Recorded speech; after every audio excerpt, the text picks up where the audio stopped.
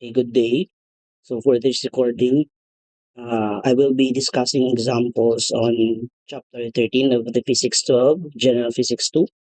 So chapter 13 is all about the nature and propagation of light. So I have already provided you last night the learning materials or the handouts for the for the concept of chapter 13. So I hope you have already studied that one as so that you can apply that one along the discussion of the sample problems that I'll be discussing right now. So let's start to discuss the first example here. So in the first problem, we have two plane mirrors intersect at right angles. A laser beam strikes the first of them at a point of 11.5 centimeter from their point of intersection. So the questions for this problem would then be, for what angle of incidence at the first mirror will this ray strike the midpoint of the second mirror? And take note that the second mirror is 28 centimeter long. So again, for what angle of incidence at the first mirror will this ray strike the midpoint of the second mirror after reflecting from the first mirror? And then letter B, what is the angle of reflection at the second mirror? So notice that the first mirror is the horizontal mirror, and then you have the second mirror, which is now the vertical mirror, and they intersect at right angles, so that means say they are perpendicular. So considering a corner, this is 90 degrees then half. So again, from what we have from the given so far, as we know, the first light strikes, or the light beam rather, strike the first mirror, the horizontal mirror at a point of 11.5 centimeter from their point of intersection. And then this uh, beam will then be reflected towards the second mirror. And this reflected beam become the incident beam for the second mirror. And it strikes at the midpoint, at the midpoint of the total length of the second mirror, which is 28. So that means to say it will strike at a point 14 centimeter from the point of intersection. And then after danhe ang ato ang gipangita dani karon sa problem is, first matong gipangutana sa problem is, for what angle will this occur, or for what angle of incidence on the first mirror?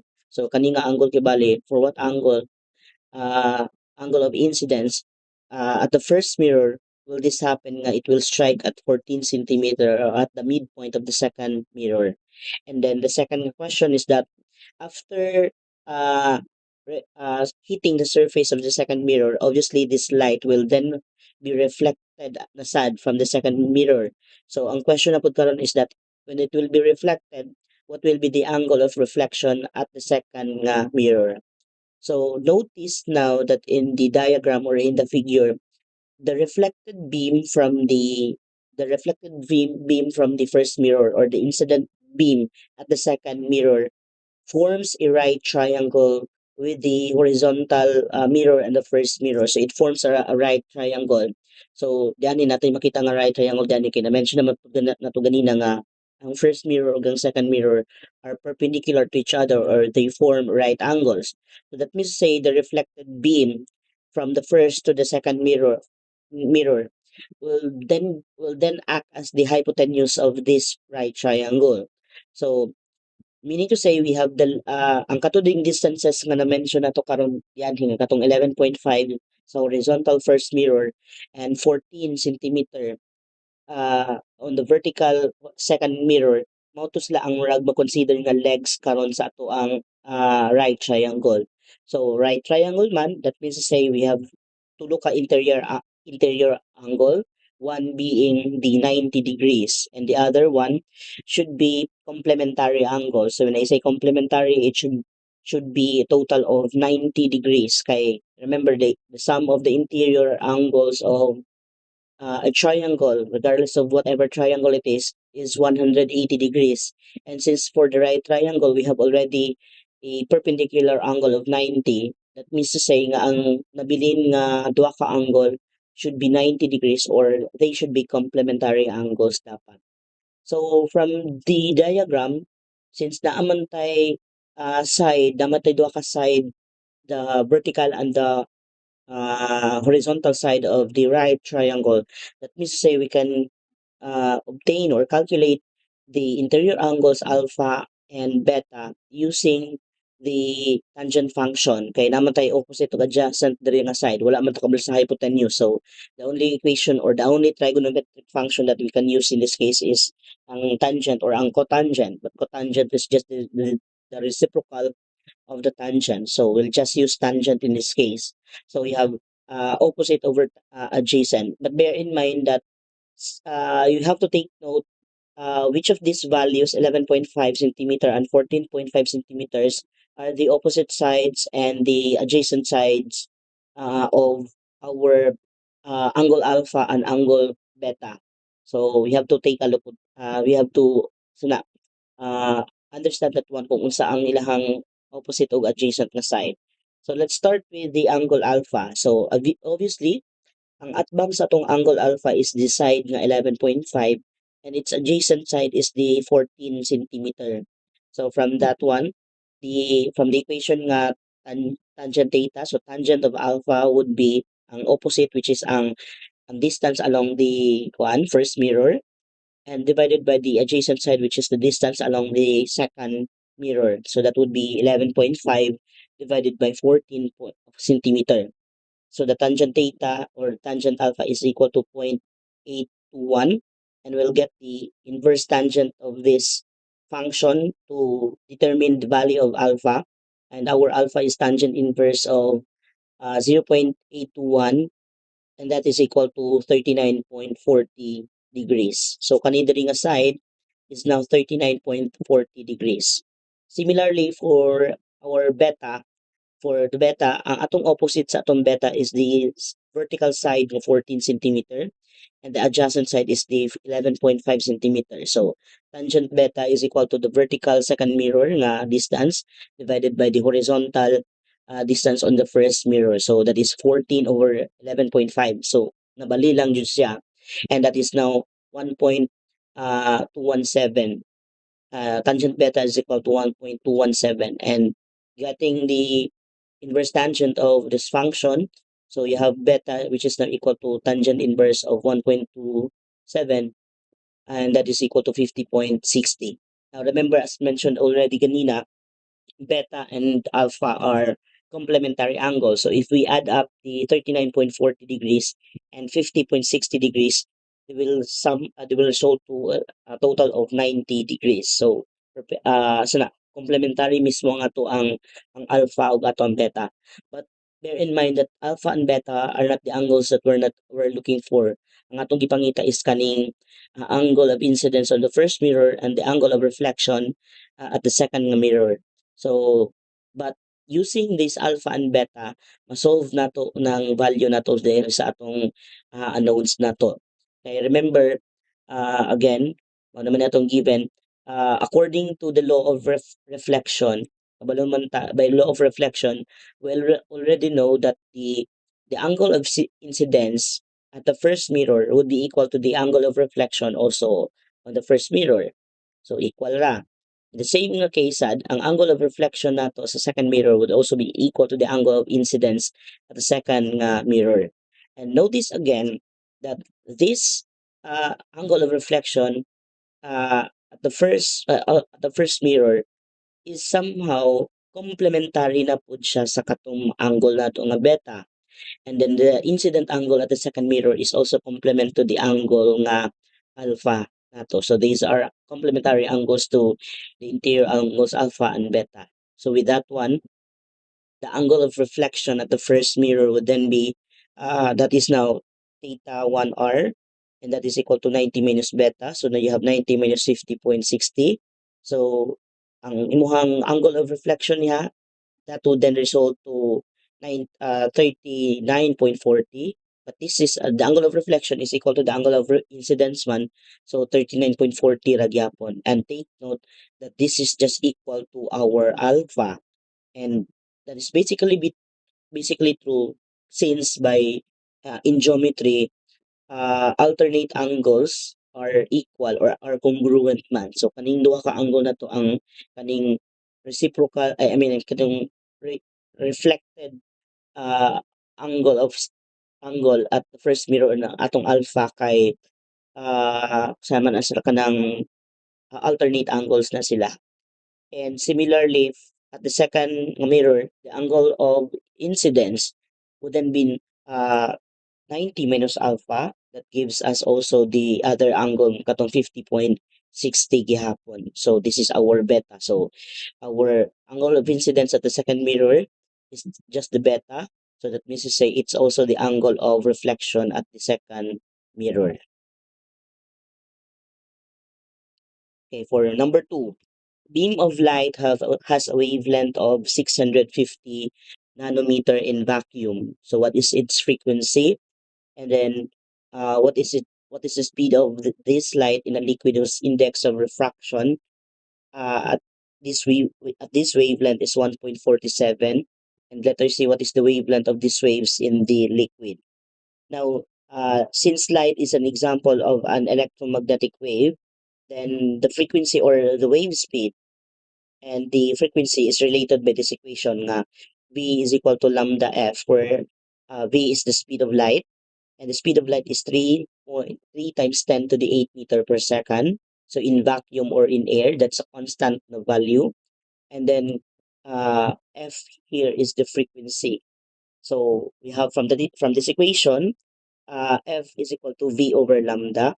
So since ang atong speed of light kay C denoted by C man na siya, so that would be C over lambda sub zero.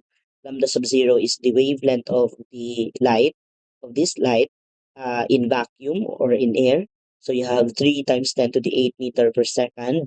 And then you have 650 nanometers. So that would be 650 times 10 to the negative 9 meter. So the frequency of this light uh, having a wavelength of 650 nanometer in vacuum would be 4.62 times 10 to the 14 hertz or per second. Remember, ang frequency is 1 over second naman na siya, and 1 over second is equal to hertz. Now, bear in mind that as light travels in different media, whether it would be vacuum, air, water, glass, or etc., the frequency of the light does not change or it is constant, it is still the same. Dili mag-change ang imuhang ang frequency nimo. What changes as light travels in different media is ang iyang speed ug ang iyang wavelength. So meaning to say, mao na ang medium mismo ang mo determine kung unsa kapaspas ang speed sa imuhang light uh, in a different in a medium rather. So kung meaning to say ang speed ug ang wavelength kay dependent sa imuhang medium, and that is dependent on the refractive index of the medium. So from the equation again sa frequency nga f is equal to v over lambda, since constant naman ang frequency sa light nato, that means to say as light travels from one medium to another medium, that would then be v1 over lambda 1 is equal to V2 over lambda 2. Kay equal naman ang ilang frequency. So, ang ratio sa imuhang kuan speed o sa imuhang uh, wavelength would be equal at different media or at different media. So, maskin pag mag-change ang imuhang medium di anha, the same ra ang ratio nila. Although mag-change ang V o ang lambda, but the value is but the value of the ratio is the same. So we can also rearrange the equation of V1 over lambda 1 equals V2 over lambda 2 by getting the ratio of the same quantity. So that means say if we cross multiply, manaog na to ang V sub 2, masaka na to ang V sub 1, ang lambda 1 rather. So that means say V sub 1 over V sub 2 is equal to lambda 1 over lambda 2. So ang kani nga equation nakita na to nga we have the ratio of the speeds is equal to the ratio of uh, the wavelength of the kuan the the as I mean the light wave rather. So again, the ratio of the speed of light in different medium is equal to the ratio of their wavelength in different medium. Now, if we consider our V sub 1, if we consider our V sub 1, our initial nga V as our vacuum, so mo if ato nang i-consider nga ato ang ang first medium nato is ang vacuum or ang air, then ang atong v sub 1 dinhi would be equal to the speed of light. So karon if ang kanang ratio karon sa speed of light over sa speed sa imuhang light, I mean sa speed of light in vacuum to the speed of light in different medium, mao na siya karon ang ginatawag nato nga index of refraction. So always remember that the index of refraction are always greater than unity. So with one being the index of refraction for air or for vacuum. So as for other media, ang value sa itong index of refraction is greater than 1 jud siya or greater than unity. So remember, reason one is that ang speed of light is also the ultimate nga speed food for any object in the universe. So that means say, di na siya pwede ma-violate nga naay object nga mo exceed ana nga speed kanang 3 times 10 to the 8 meter per second. So any object uh, in in realistically would have speed lesser than that speed of light dapat. So since ang speed of light is greater man and then siya ang sa numerator, divide nimo sa speed na lower for the other nga medium, then the value for the ratio is always greater than 1. And that ratio is now what we call the index of refraction or the refractive index of the material. So, since sad na makita nato nga 'di ba ang ratio karon sa speed kay particularly ratio sa speed is equal to the ratio of the wavelength man, then for this case nga ang ratio sa speed of light over the ratio of the speed of light in other from the ratio of the speed of light in vacuum to its speed in other medium is also equal uh, is also equal to the wavelength of the light in vacuum divided by the wavelength of the light in other nga medium. So meaning to say, ang lambda sub zero over lambda would also be equal to our index of refraction ra gyapon. So from this equation na dayon, we can then calculate the speed of light in the liquid and using the first equation, kani siya, n is equal to c over v. So v is equal to c over n, and that is 3 times 10 to the 8 divided by 1.47. So as you notice, as the speed of light travels in the liquid, having a higher index of refraction, the speed of light decreases to 2.4 times 2.04 times 10 to the 8 meter per second. And likewise, the wavelength of the light in the liquid would also decrease. So you have, this is lambda sub zero ni siya. Lambda is equal to lambda sub zero over n, so that is 615 nanometer divided by 1.47. So you have 442.18 nanometer. So what we really see here is that in vacuum, speed of light has greater speed compared to other medium, and that results to a smaller pod nga kuan nga wavelength in the medium or another media with a higher refractive index compared to air or vacuum. So the speed and the wavelength of light decreases as it travels. Remember, regardless pag dili vacuum or dili air ang atong i-consider na initial, the speed of light and its wavelength would always decrease as it travels from a medium of higher, I mean from a medium of lower to higher refractive index. So from if ang travel niya is from lower to higher medium gani, then mag-decrease permanently ang speed of light yan. Number 3, light traveling in air is incident on the surface of a block of plastic at an angle of 62.7 degrees to the normal, and it's bent so that it makes an angle of 48.1 degrees with the normal in the plastic. So find the speed of light in the plastic.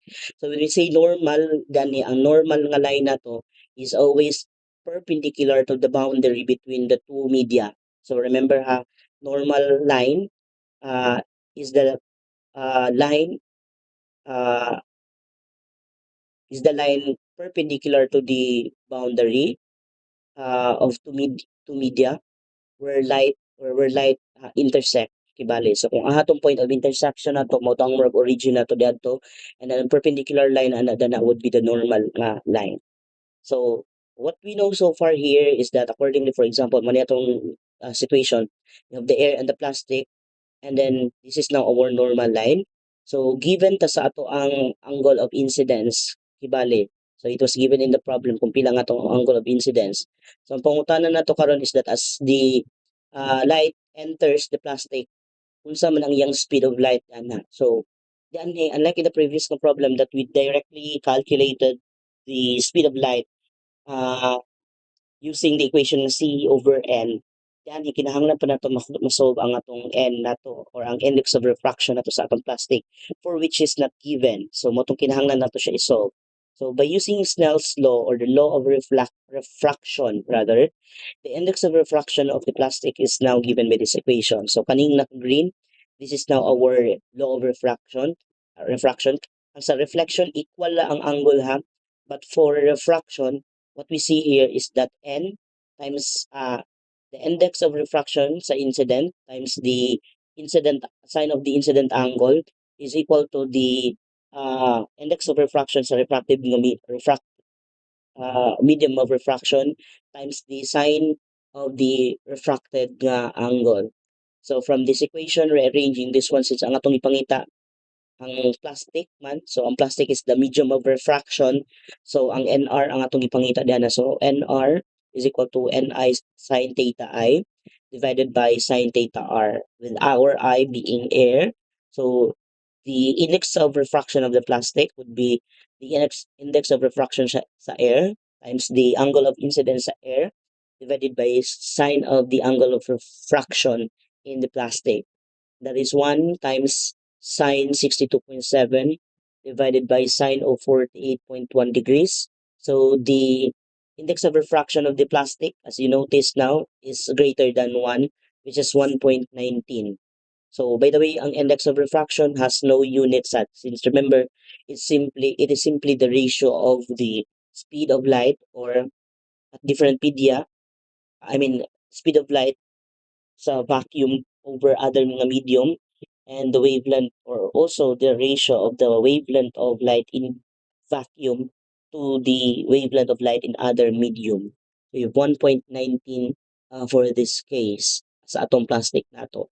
So with the value of the index of refraction calculated already, we can then proceed with calculating the speed of light in plastic.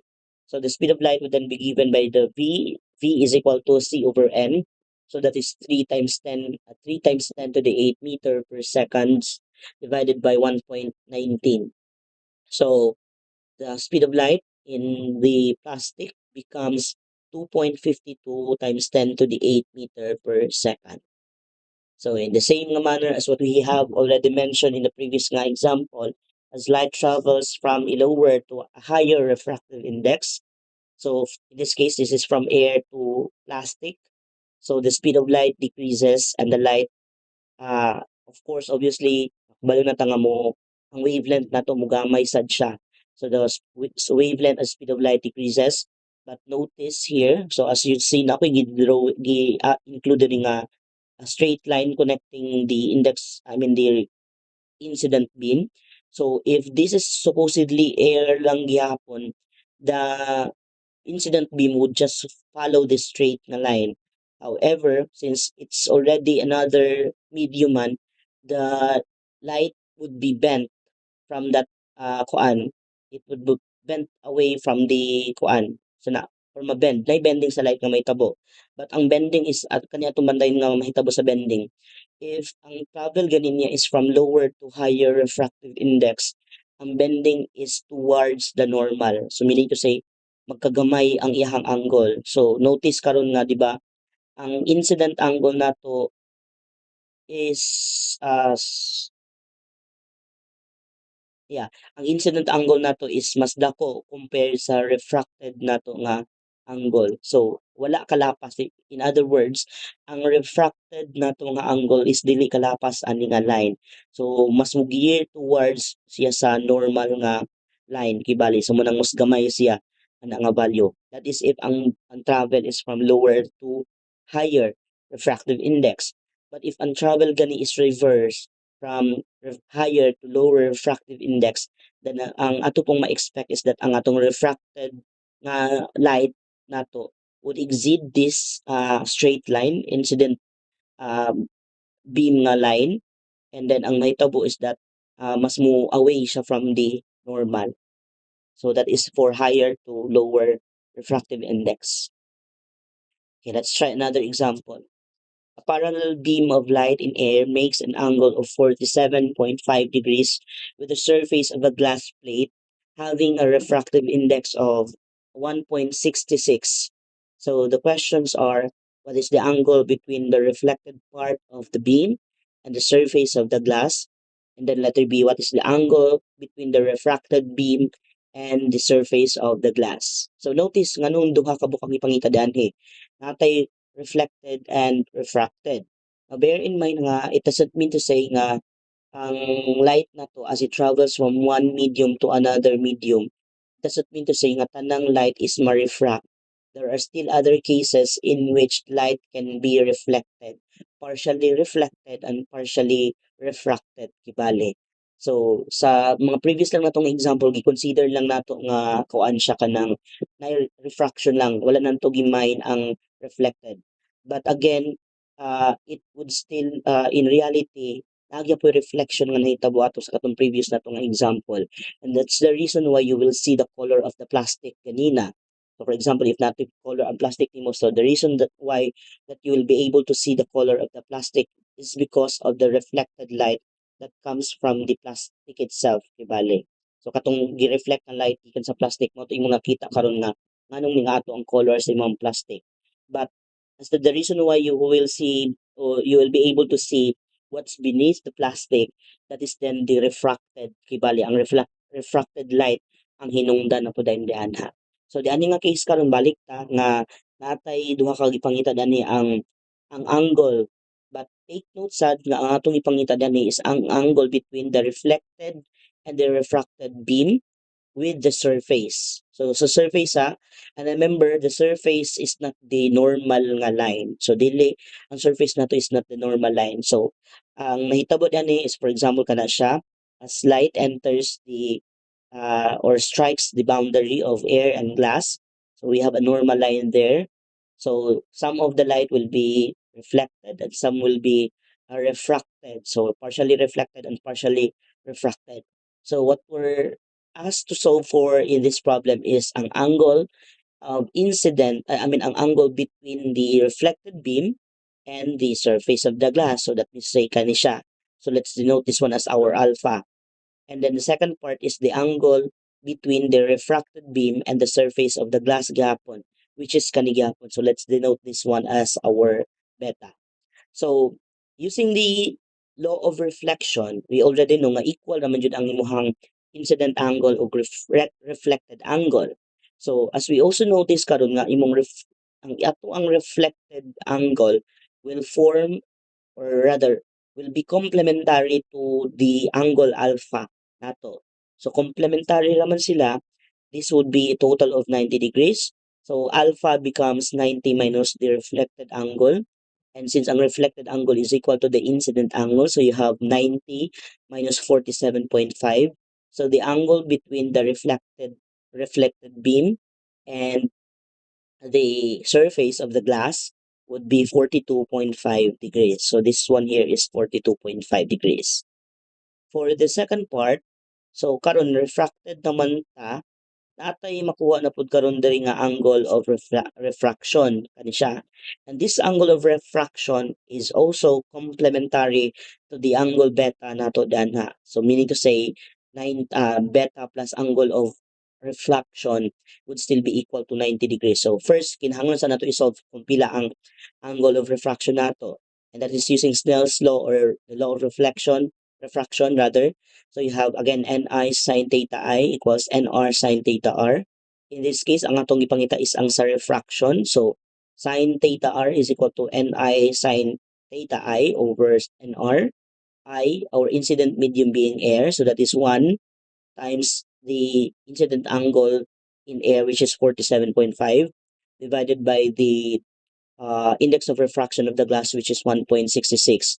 So sine of the angle of the glass or sine of the refraction in the glass, angle of reflection in the glass is 0.444, or that gives us the angle of refraction in the glass, which is now sine inverse of 0.444, and that is equal to 23.95 degrees. So you have 23.95 degrees ni yan eh. By that then, the angle between the refracted beam and the surface of the glass would be 90 minus theta r, or the refracted angle. That is 90 minus 23.95. So you have 66.05 degrees. Okay, problem number 5. So after a long day of driving, you take a late night swim in a hotel swimming pool. So when you go to your room, you realize that you have lost your room key in the pool. So you borrow a powerful flashlight and walk around the pool, shining the light into it. The light shines on the key, which is lying on the bottom of the pool. When the flashlight is held 1.2 meters above the water, and is directed at the surface, a horizontal distance of 1.5 meter from the edge. Now, if the water here is 4.0 meter deep, how far is the key from the edge of the pool? So ang pangutana nato is pila ni nga distansya gikan sa edge sa pool padulong sa actual nga location sa ato kuan sa key nato. Now remember nga as light travels from one medium to another medium, light is bent. So meaning to say, dili siya ingon nga murag mo-direct na nato Pythagorean theorem diretso ang katong padulong dito sa ubos. So dili siya necessarily nga ang imong key kay naa diri nga part. So somehow it's either beyond that or naa di anhe. Pero in this case kay lower or higher refractive index man ang water, so mas mo bend towards the normal ang light, so mas duol ra siya nga distansya. So what we have so far here is that we have the water, the deep of the water in the pool is 4 meters, and as light shines towards the water, it sees the key when it is now at a point nga it's held 1.2 meter from the surface of the water, and at the distance of 1.5 meter from the edge of the pool. So, yan dahil sa duha pa lang kaning duha ka distance nato sa vertical o horizontal nato nga distance, ma-solve na nato karon ang angle of incidence nato sa atong light diri sa air. So with the equation of tangent theta nga opposite over adjacent. So ang adjacent sa imuhang angle of incident mo from the normal is ang 1.2, and then ang iyang adjacent is ang opposite is ang 1.5. So tangent theta I is equal to 1.5 divided by 1.2. So that is 1.25. So the angle of incidence is tangent inverse of 1.25. And we have the angle of incidence which is now equal to 51.34 degrees. So mo ang atong angle of incidence na. So karon ang atong ipangita ang may tabo na din karon ani is that kani si light mo hit sa water, it will then be bent in the water since lahi naman ni nga medium, but the bending would be towards the normal, so mas meaning to say mas kamay ang angle nga expected nato danhe, so dili dapat mulapas og 50 to 51.34. So ang pangutanan nato karon is unsa ni kalay ang distansya gikan sa edge sa pool kani nga distance, and as you notice kani nga distance is simply equal to 1.5 taman di anhe plus kani nga distansya dianhi nga gikan sa kaning intersection sa imong normal line padulong sa location mismo sa imong key. So let's denote this one as our x sa daan. So let's just denote this one as our x. So since refracted naman ni siya, meaning to say natay angle of refraction dianhi, and makita na to nga ang kaning atong ang angle of refraction karon is related ra aning ato ang x. Now take note, the angle of refraction, ang distance x nato karon is at bang sa atong theta r. So that means say, to solve for x, we'll be using the tangent inverse na pod nga function. Kinaaman to'y opposite dito. Again, wala gyapon to'y hypotenuse. So we'll be using the tangent function gyapon. So you have the adjacent side here, which is the depth of the pool rather. So you have 4 meters ang kalaumon sa atong pool. So ma-solve nato ang distance x nato danha. But first, we have to solve the theta r, or the angle of refraction. And by Snell's law, the angle of refraction would then be, so sine theta r is equal to Ni sine theta I over Nr. So that is, ang incident na to is ang air rather. So you have 1 times sine 51.34 divided by divided by 1.333. So the index of refraction for water is 1.3333 or simply 1.33. So you have the ratio of this quantity, which is 0.586. So the angle of refraction in the water would be sine inverse of 0.586, and that is 35.87 degrees. So with that one, the distance from the key of, of the key from the edge is then, matong ingon ganina, 1.5 plus this factor x here. So that makes, and since ang tangent pa na itong gamiton, di ba? Tangent is equal to opposite. So that means say x divided by 4 or ang height sa or ang depth sa water. So rearranging that equation nga tangent, of the incident, of the refracted angle is equal to x over h. So we have x, which is equal to h times the tangent of the, refracted angle. So mo nang nata h times tangent of the angle here. So which is now 4 times tangent 35.87, and tangent 4 times tangent 35.87 is 2.89 meters. So the distance of the key from the edge is 1.5 plus 2.89, and then that is now equal to 4.39 meters. Okay. Number 6, let's have this one. A layer of water covers a slab of material X in the beaker, and then a ray of light traveling upward follows the path indicated in the figure. So we have this one. So notice now we have 65 degrees here from the boundary of the material and the water. And then we have 48 degrees here from this dash line, yan, hey, perpendicular to the boundary. So using the information in the figure, on the figure, find the index of refraction of the material X and the angle the light makes with the normal in air. So ang atong duha ang atong ipangita pila ang index of refraction nato dianhe, and then pila pud ang atong angle of refraction karon sa air nato. So directly, we have here, this is our situation. So as light travels upward from the bottom of the material, you have, this one. So we have the normal line here, ang perpendicular sa atong boundary. And ang given na nga angle is kaning 65 degrees. And also this one, this is now the refracted, angle, uh, in water from the material X, and that is equal to 48 degrees. So kani kinahanglan nato kwaon daan. So kaning 65 dili pa man ni mao nga to ang incident angle nato sa material X. So you have to get the value of the angle of incident X, which is complementary to 65 raman. So the angle of incidence would then be, 90 minus, 65, and that is 25 degrees. So by Snell's law, ang index of refraction na dahil sa atong material X would then be, Ni. So Ni ang atong ipangita diani nga case karon kay siya na mo man ang, medium of incident na to. So incident medium na to. So you have Ni is equal to Nr sine theta r over sine theta I, and that is, sa ang atong refracted nga medium or atong medium of refraction is ang water.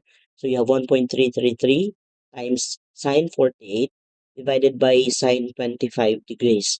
So the index of refraction for the material X now is 2.34. So which is, if we analyze, 2.34 is greater than, 1.3333, or the refractive index of water. So that means to say in this case, light travels from a higher to a lower nga refractive index. So nag-travel ang light from a higher to a lower refractive index nato. And in this case, makita nato, di ba nga, for this situation nga, higher to lower, ang ato ang bending na to dire is away from the normal, or when I say away from the normal, the refracted angle is greater than the incident angle. So you have obviously 48 is greater than 25. So mas mo palayo siya sa normal ang imong refracted nga angle dan ha.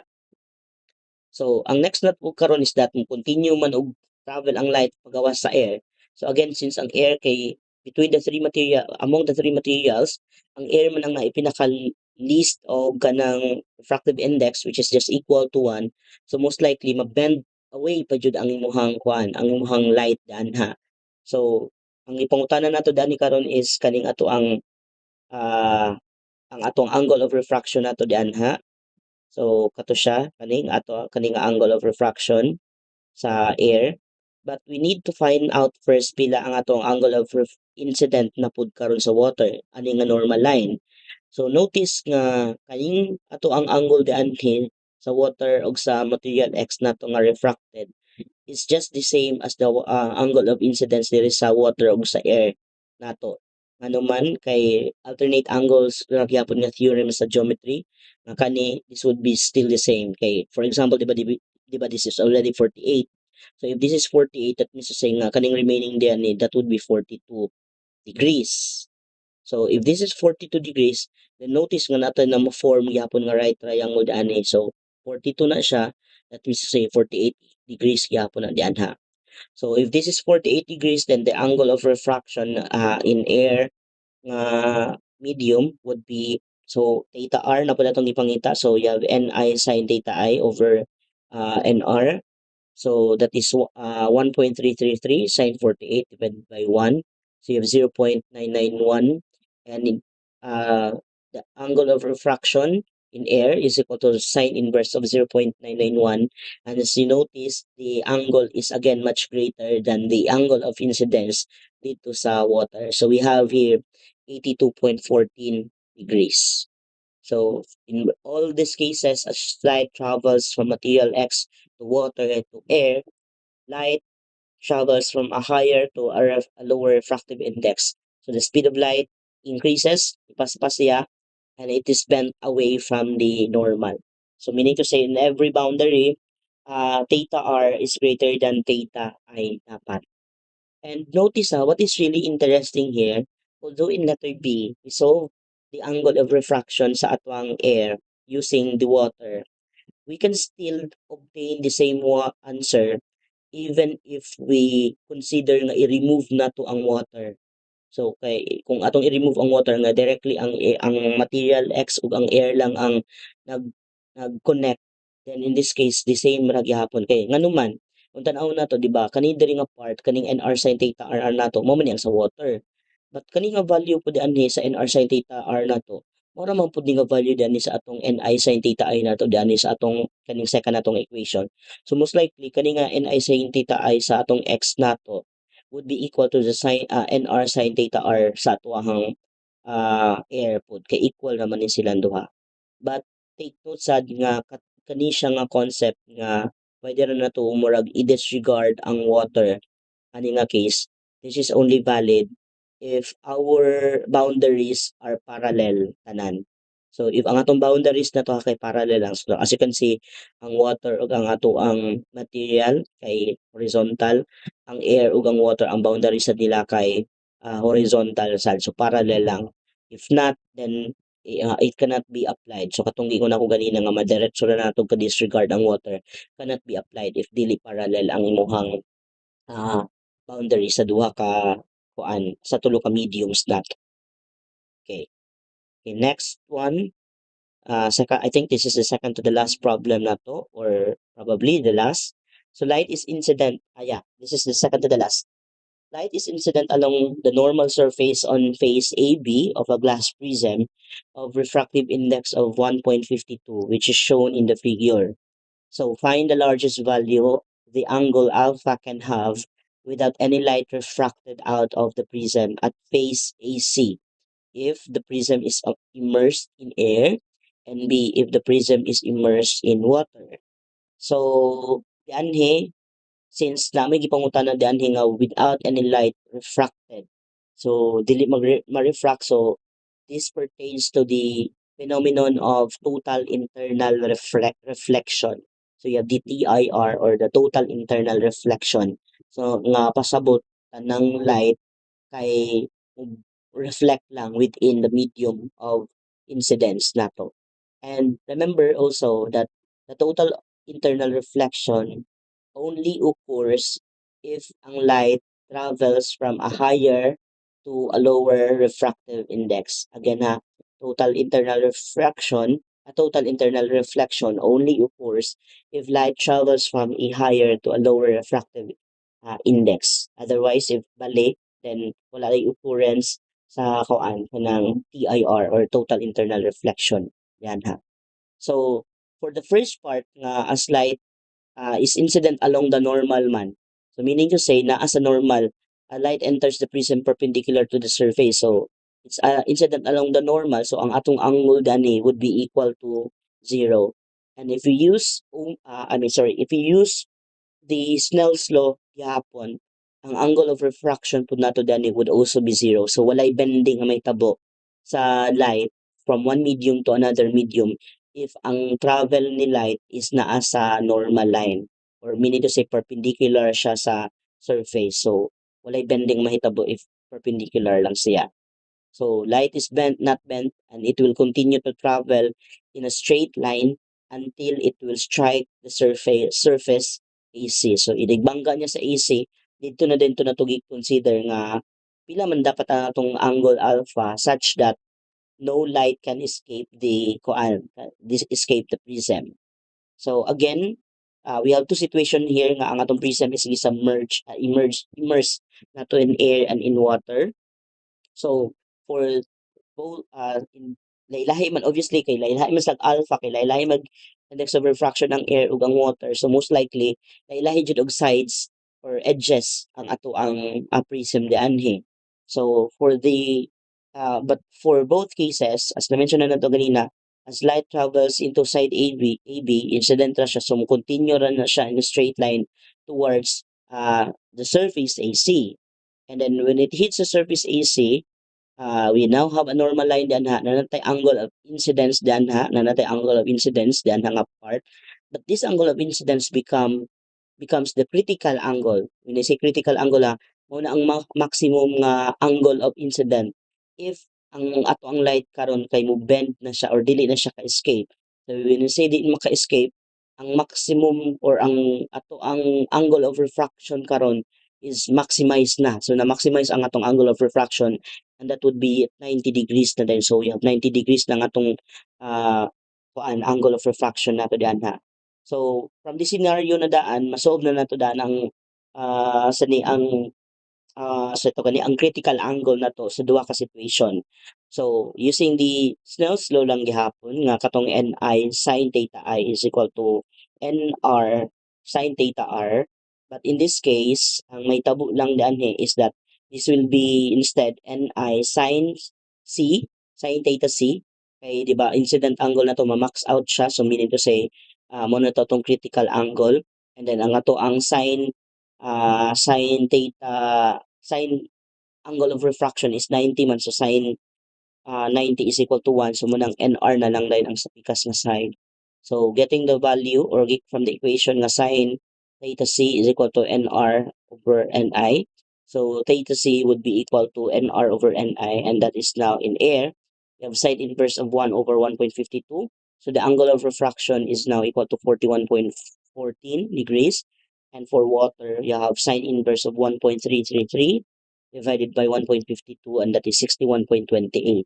So most likely mas dako ang angle of critical angle na i-require sa kung sa water siya. And here, notice nga, di ba, kanimang alpha atong ipakita. Kani nga alpha gyapon is the same ra man gyapon nga alpha man pud ni ani nga part karon di ana. Alpha sad na di ana. Ngano man kay by similar triangles man atay gamay nga triangle ug kani pud dako nga triangle. So by similar triangle theorem, equal na ning kaning duha ka angle di ana. So this is alpha and this one is also alpha. And alpha and the angle of the critical angle in both cases are complementary angles. So meaning to say, alpha plus theta C would be 90 degrees gyapon. So from that equation, our alpha would then be 90 minus the critical angle, and that is now 90 for air. You have 90 minus 41.14, so you have 48.86 degrees. And for water, you have 90 minus 61.28, you have 28.72 degrees. So these are now the value of the maximum mga kuan. So beyond ana nga value, then as light mo enter sa imong anang prism, it can it can uh, light sorry, beyond ani nga mga value rather ah ang mahitabo beyond gamay. So meaning to say light can escape, ibali light can escape. Okay, again tanaw na to maximum angle, okay, can leave, okay, sakto sakto. So if uh what this means to say is that these are the maximum kay beyond this, if ato pa ning pasubrahan ang atong alpha, if mulapas pa ani, meaning to say ang atong angle na dayon dana kay mo gamay na. Kung mo gamay ang atong mga angle, so light can then be kuan na siya, refracted. So maka-refract na dayon siya ang imong kuan kung biya great lesser ani nga mga angles. Okay, lastly for the last problem, number 8. So the critical angle for total internal reflection at the liquid air interface is 42.5 degrees. If a ray of light traveling in liquid has an angle of incidence at the interface of 35 degrees, what angle does the refracted ray in air make with the normal? And now, if a ray of light traveling in air has an angle of incidence at the interface of 35 degrees, what angle does the refracted ray in the liquid makes with the normal? So, dani, natay situation dani nga given ta sa critical angle sa imuhang liquid air interface. And then, ang sa letter E nga question is that, what if ang air, ang angle of incidence karon as light travels from liquid to air is 35, and then ang letter B is that what if ang angle of incidence na pud karon nga bali na pud ang travel from air to liquid is also 35. So in both cases, what would be the angle of refraction in the two medium nga lahi-lahi ang kuan ang pag-travel. So initially what we have is that we have the angle of critical angle na to dani. So since light is basically uh, reflected all inside man. So, meaning to say, ang ato ang angle of refraction ani would be 90 degrees, ang maximum nato nga angle of refraction. So, the given 42.5 is ang critical nga angle. So, kani siya. So, ganina wala na lang nakapakita ganina, pero mao ni ang equation nato sa Snell's law for the total internal reflection. So, Ni sin theta I ni siya dapat, pero Ni sin theta I di ba unta ni? Pero since ang atong theta I kay mo naman to ang critical angle, so we change theta I to theta C, the critical angle, the critical incident angle, and then equal to NR sin theta R. But since ang atong angle of refraction becomes 90 naman, so sine of 90 is 1, so the right side becomes simply NR. So with Ni sin theta C equals Nr, then the angle of the index of refraction sa liquid medium would be Nr over sin theta C, and that is 1 over 1.42.5 degrees. So that is 1.48. Now remember ha, this is valid. Can remember light travels from liquid to air, from higher to lower refractive index. So from 1.48 to 1 refractive index. So this is now the refractive index na to, and then we can use this one para ma-solve na dahil nato kung pila ang angle of refraction nato as light travels from liquid to air with an angle of 35 degrees, and also from air to liquid with the same angle gyapon nga 35 degrees. Now remember, beyond the critical angle, wala na refraction nga may tabo. So wala na may refraction nga may tabo. So meaning to say, dapat ang atong angle para maka-consider patag refraction should be lesser than 42.5. And since ang sa letter A na to nga ang consideration nato is from liquid to air with an angle of incidence nga 35 degrees karon, kanimo naman nato ang angle of incidence nato 35 degrees na siya. Ang pangutan na is pila ni nga angle diyan ha. So by Snell's law again, so you have Ni sin theta I equals Nr sin theta R. So we're looking for sin theta R sa air. So you have Ni sin theta I over Nr. And sin theta sa air is equal to N sa liquid, sin theta sa liquid over N air. You have 1.48 sine of 35 divided by 1. So you have 0, this is equal to 0.849. And getting the sine inverse of this value or this function, you have sine inverse of 0.849. And the angle now is 58.09. Now remember, light travels from a higher to a lower refractive index. Again, ang atong angle, between the angle mas dako ang atong refraction nga angle kaysa sa atong uh, incident angle nga 35. Remember, nipaspas ang light. So nipaspas man ang light, so the bending is away from the normal nga line. So in contrast, if we reverse the propagation of light from air to liquid, but still the same nga angle, it doesn't mean to say nga the same propod nga angle ang atong angle of refraction atong makuha. Kaya remember, from lower to higher, kung slow down ang speed of light. So, kung slow down, expectedly our angle should be lesser than the given incident angle. So the same equation gyapon natong gamiton. So in this case, NR gyapon. So you have from mabali lang kay liquid, from air to liquid man. So sine of the angle of refraction in liquid is equal to in air, sine of the angle of incident in air divided by the index of refraction of the liquid. And that is 1 times sine 35 divided by 1.48. So we have 0.388, and sine inverse of 0.388 is 20.80. So that means to say na mugamay jud siya. So dili siya necessarily the same or equal. Okay, so that would be all. So I'll provide you later for your the site your seat works rather for chapter 13.